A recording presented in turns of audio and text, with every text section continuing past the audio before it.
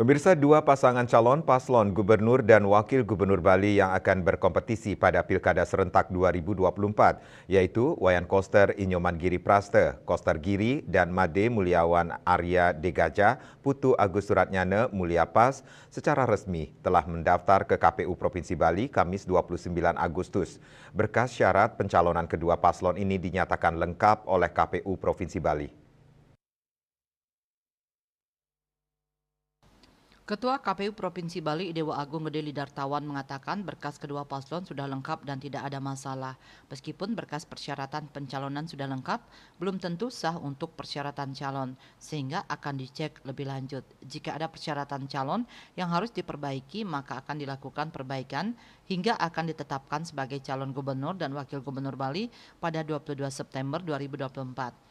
Jika ada kesalahan, paslon diberikan waktu untuk perbaikan sampai tanggal 22 September 2024 ditetapkan sebagai calon dan tanggal 23 September 2024 dilakukan pengundian nomor urut.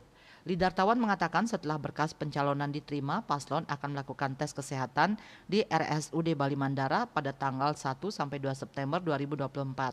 Surat pengantar tes kesehatan paslon telah diberikan seusai paslon melakukan pendaftaran.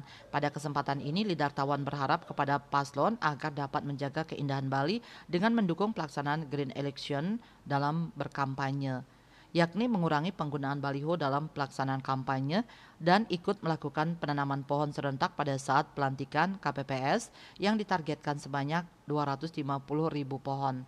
Lidartawan juga mengajak semua pihak menjaga kondusivitas pelaksanaan Pilgub Bali 2024. Sesuai dengan slogan KPU Ngardi Bali Santi Lan Jagadite yang memiliki makna mewujudkan Bali yang damai dan sejahtera, serta maskot Genta Nayaka Praja yang memiliki makna mencari pemimpin yang baik bagi masyarakat Bali. Ketut Winata Bali Pos melaporkan.